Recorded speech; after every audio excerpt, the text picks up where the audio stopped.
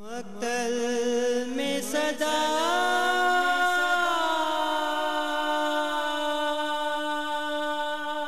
دیتے تھے حسین،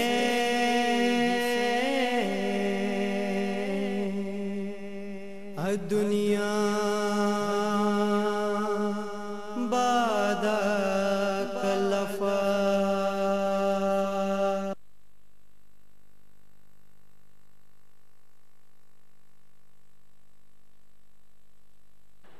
بسم اللہ الرحمن الرحیم۔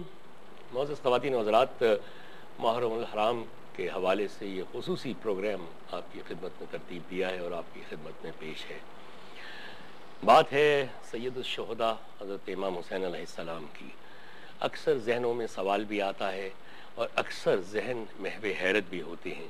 یہ سارا واقعہ جس تناظر میں پیش آیا اور اس کے بعد امام عالی مقام اور ان کے 72 ساتھیوں کا ایک عظیم مقصد کے لیے قربانی دینا اور ان طاغوتی اور یزیدی قوتوں کے خلاف جو کہ تعداد میں ہزارہ تھیں اور یہ مٹھی بھر لوگ تھے، یہ تمام چیزیں تاریخ میں آج تک حیرت کی نظر سے لکھی جاتی ہیں اور دیکھی جاتی ہیں۔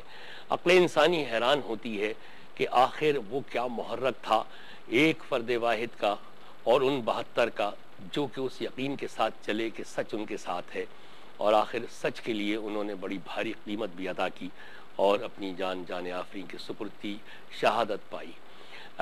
اس سلسلے میں اس مذاکرے کو ترتیب دیا گیا ہے، اور بھی کئی باتیں ہوں گی جس پر ہم بات کریں گے اس پروگرام میں۔ میرے ساتھ موجود ہیں نامور دانشور اور تجزیہ کار جناب مقتدیٰ منصور صاحب، ان سے آپ کا تعارف کراتا ہوں اور پھر گفتگو کے سلسلے کو ہم آگے بڑھاتے ہیں۔ مقتدیٰ صاحب السلام علیکم اور بہت شکریہ آج اسٹوڈیو تشریف لانے کا۔ ایک شخص کا تو سمجھ میں آتا ہے کہ یقین اتنا ہے، اب اس کے ساتھ ان کے اعزاء، اقارب اور دوست احباب یہ سب مل کے کہیں 72، کہیں 100، کہیں 150 اس طرح کا ایک فگر آتا ہے۔ 130 بھی لکھا ہے۔ لیکن محرک جو تھا وہ سچ کا اتنا بڑا تھا کہ ان تمام دلوں میں بھی سچائی کو جگا دیا، اور اس طرح سے کہ نہ صرف خود اعزاء، اقارب، دوست احباب راہ شہادت کی طرف گامزن ہوئے، بلکہ اپنی اولاد کو بھی، حتیٰ کہ 6 مہینے کی شیرخوار کو بھی۔ یہ جو سچ کی ایک شمع ہے، یا ایک سچائی کی شمع، یا حق پہ رہنے کی شمع، یہ کیسے پھیلی باقی لوگوں تک؟ کیا ہوا ہوگا وہاں پہ کہ اس قدر ایک سرشار قسم کا ایک گروپ آف پیپل جو اپنی بات سے نہیں ہٹ رہا ہے، طرح طرح کی لالچیں بھی دی جا رہی ہیں، شرائط نامے بھی پیش کیے جا رہے ہیں، بہت کچھ ہو رہا ہے، لیکن ایک بات اس پر آ گئی حق پر کہ میں حق پہ ہوں، تم باطل پہ ہو، اور اس پہ جا کے اس کی قیمت بھی ادا کر دی۔ شکریہ انجم صاحب۔ بنیادی طور پر یہ جو سوال ہے یہ بڑا ایک اہم سوال ہے، اور اس سوال پر ہی ہماری پوری جو کہنا چاہیے کہ ایک فکری عمارت وہ تعمیر ہے۔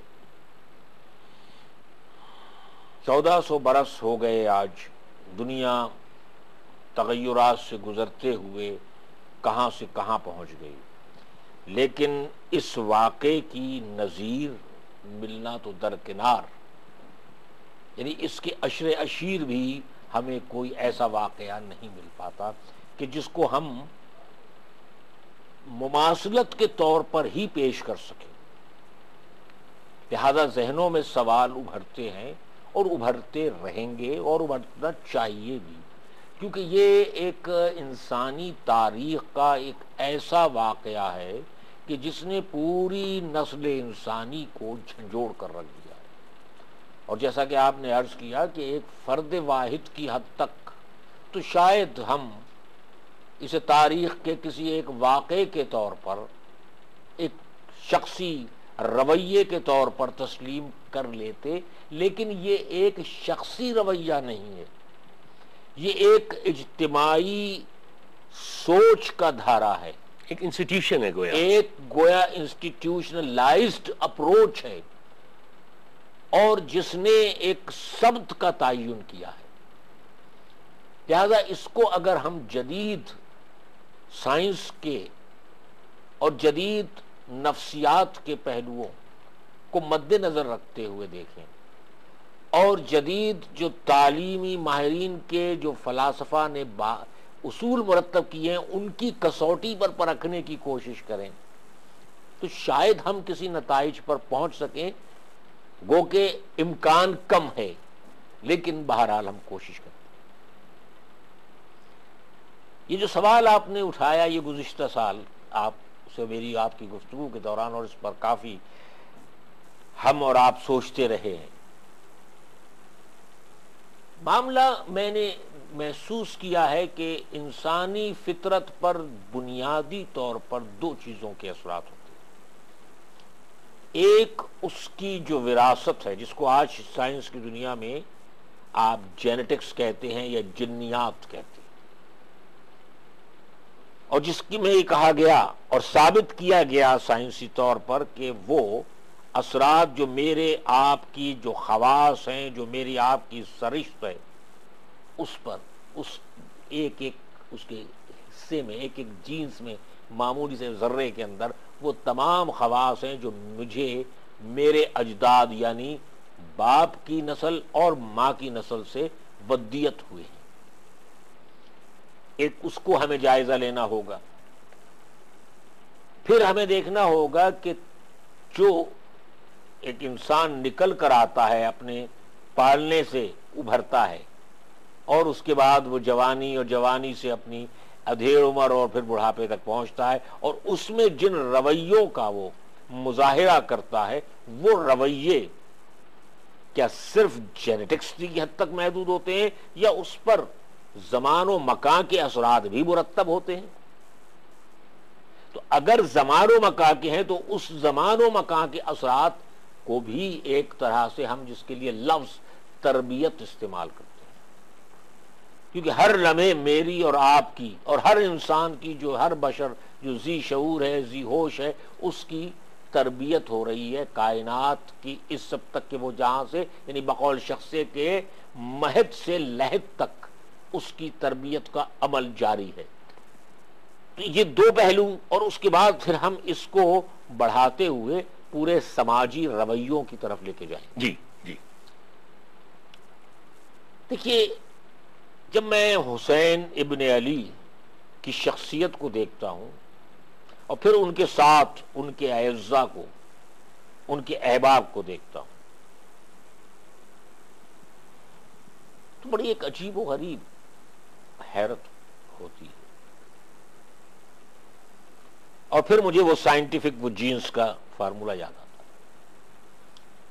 یہ خاندان کون ہے، یہ کس کی اولاد ہے، اس کا باپ کون ہے، اس کی ماں کون ہے، اس کے باپ کا کردار کیا ہے، اس کی ماں کا کردار کیا ہے، اس کی ماں کا کردار کیا ہے، اس کے باپ کا کردار کیا ہے، اس کی ماں کے باپ کا کردار کیا ہے، اور یہ ایک پورا شجرہ جاتے ہوئے کہاں ملتا ہے۔ ابراہیم، حضرت ابراہیم علیہ السلام سے چلا آ رہا ہے پھر تو یہ بہت عمدہ بات کی آپ نے، کیونکہ یہ جینیٹکس تو وہیں سے چلی آ رہی ہے نا۔ جب اسماعیل نے پاؤں رگڑے، میں وہیں آ رہا ہوں، چشمہ پیدا ہوا حضور والا میں وہیں آ رہا ہوں کہ اقبال نے کہا کہ بے خطر کود پڑا آتش نمرود میں عشق، عقل ہے محو تماشائے لب بام ابھی۔ تو گویا یہ اس ایک شخصیت کی جسے ہم ابراہیم یا آبائے سامی مذاہب یعنی عیسائیت، یہودیت اور اسلام کے ایک والد کی حیثیت دیتی ہے اور کہا جاتا ہے ابو الانبیاء۔ ابو الانبیاء۔ اب وہاں پر آپ مرحلہ دیکھیے کہ وہاں پر جب نمرود کے دربار میں ان کو جھوٹا قرار دیا جاتا ہے، ان کے عقائد کو غلط قرار دیا جاتا ہے اور ان کو کہا جاتا ہے کہ اسے آگ میں پھینک دو، تو قبل اس کے کہ اس کے اہلکار، اس کے کارندے یہ کارنامہ انجام دے، ابراہیم خود آگ میں کود پڑتے ہیں، جس پر اقبال یہ کہنے پر مجبور ہوئے ہیں کہ بے خطر کود پڑا آتش نمرود میں عشق، عقل ہے محو تماشائے لب بام ابھی۔ قرآن مجید نے آیت اس پہ دی، قل یا نار کونی بردن وسلام علی ابراہیم، کہ میں نے کہا آگ ٹھنڈی ہو جا اور ابراہیم کے لیے سلامتی بن جا۔ تو جب تک ابراہیم کود کر پہنچے ہیں جن لمحات میں، جن سیکنڈز میں. لیکن میں نفسیات کی بات کروں گا. یہ تو قرآنی آیت کی بات آپ نے کی ہے، میں اس نفسیات کی، اور جس پر یہ اقبال یہ کہنے پر مجبور ہوئے ہیں، یہ شعر اقبال کہنے پر مجبور ہوئے ہیں کہ ایک لمحہ زندگی کا وہ آتا ہے کہ جہاں عقل تو کہہ رہی ہے یہ آگ ہے، اس میں جل جاؤ گے، یہ تمہیں جلا دے گی، تمہاری زندگی کو ختم کر دے گی، تمہارے وجود کو مٹا دے گی، تمہیں تباہ کر دے گی، تمہیں برباد کر دے گی، تم فنا ہو جاؤ گے. لیکن اس کا مطلب یہ ہوا کہ اس سے آگے بھی کوئی چیز ہے، اور وہ چیز جہاں پر کہ عقل ساکت ہو جاتی ہے، وہ منزل شروع ہوتی ہے جسے ہم عشق کہتے ہیں. اور عشق کی منزل کب آتی ہے؟ جب تیقن اپنی جو ہے وہ مکمل انتہا پہ ہے، انتہا پر پہنچ جاتا ہے. یقین کی آخری بالکل یعنی منزل. یقین کی وہ منزل کہ جہاں ہماری سوچ، ہمارے تمام وجود اس بات پر متفق ہو جائیں، مطلق ہو جائیں کہ یہ جو کچھ ہم نے سوچا ہے، جو کچھ ہمارے ذہن میں ہے، یہی مطلق ہے، یہی حقیقت ہے، تب پھر وہ منزل شروع ہوتی ہے. تو اب رشتہ کہاں سے جڑ رہا ہے؟ اس شخص سے جڑ رہا ہے کہ جو آگ میں خود چھلانگ لگا رہا ہے. اب یہ تو اللہ تعالیٰ اگر بعد میں دے رہا ہے نا. اگر عشق کی منزل یہ نہ ہوتی، اگر ہچکچاہٹ ہوتی، تو شاید یہ آیت نہ اترتی. یہ آیت تو اس لیے اتری ہے کہ وہ جو یقین کی آخری حدود پر ہے، یقین مطلق پر پہنچ چکا ہے، اس کی منزل پر پہنچنے کے بعد جب وہ چھلانگ لگا رہا ہے تو چھلانگ لگانے سے آگ تک پہنچنے کا جو دورانیہ ہے، چاہے وہ لمحوں میں ہے، وہاں پر قدرت متحرک ہوتی ہے، فعال ہوتی ہے. یعنی قدرت کو بھی یہ یقین ہو گیا کہ واقعی اس کا یقین مطلق ہے. واہ. لہذا یہ تو اس بشر کی اپنی مطلقیت ہے، اس سوچ کی مطلقیت ہے جو اس کے ذہن میں پروان پایا. اب آئیے آگے. ابھی ایک سٹیپ اور باقی ہے. اقبال کی آپ نے چونکہ بات کی ہے اور ابھی حضرت ابراہیم علیہ السلام کی ہی بات چل رہی ہے، تو یقیناً وہ سب تو ہے ہی. حضرت اسماعیل خواب دیکھا اور پھر بیٹے نے کہا جو آپ کو حکم ملائے بجا لائیے، اور گئے اور جا کے کہ اللہ کی راہ میں اپنے بیٹے کو قربان کروں. اقبال نے ایک بڑا عجیب و غریب شعر کہا ہے، فارسی کا ہے کہ اللہ اللہ بائے بسم اللہ پدر، مانیے ذبح عظیم آمد پسر. ذرا اس کے تناظر میں کچھ ناظرین کے لیے بات کر لیے. میں اسی پہ آ رہا ہوں. اب ہم آتے ہیں آگے کی طرف. یعنی اب ہمارے سامنے ایک ہیولا ہے، ایک ہمارے سامنے زندگی کا ایک تصور ہے ابراہیم کا، اور اس سوچ، اس یقین کامل کے ساتھ ہم نے ابراہیم کو لے کر ہم آگے بڑھتے ہیں. ابراہیم کا جینس کس میں آیا ہے؟ اسماعیل میں. یعنی وہ جو تیقن ہے، وہ جو یقین کامل کی ان کے اندر جذبہ ہے، وہ لازمی طور پر منتقل ہوا ہے. لیکن ابھی آپ نے جو سوال کیا ہے وہ بہت بات کا سوال ہے. اس سے پہلے کے لمحے پر تو آئیے ذرا. جی. وہ 6 مہینے کا بچہ ہے، ماں کے ساتھ تنہا اسے ایک بیابانے میں چھوڑ جاتے ہیں اور ابراہیم چلے جاتے ہیں. وہ بچہ ایڑیاں رگڑتا ہے تو آب زمزم پیدا ہوتا ہے، وہ پیاس اسے لگتی ہے. یہ صبر کا ایک، یعنی گویا آپ یہاں سے اب 2 چیزوں کو ملائیے. ایک طرف تو وہ یقین کامل آ رہا ہے جو بے خطر کود پڑتا ہے آتش نمرود میں، اور دوسری طرف وہ صبر ہے. تو گویا اسماعیل کا صبر جو ہے وہ ہاجرہ سے آیا ہے، کیونکہ صبر کے جذبے اسی پہ آ رہا تھا کہ آپ ماں کو تو دیکھیے نا، ہاجرہ کو، وہی تو صفا مروہ کے درمیان پریشان ہے کہ بچے کو پانی کہاں سے پلاؤں. تو یعنی مامتا جو ہے وہ اپنی انتہائی منزلوں پر ہے، اور وہاں پر صبر ہے، وہاں پر برداشت ہے، اور اس میں بھی ایک یقین کامل ہے کہ میرے خدا کی ذات یہ ضرور کرے گی. تو اسماعیل میں اب جو چیزیں آگے بڑھی ہیں، کہ باپ کا ایک یقین کامل، ایک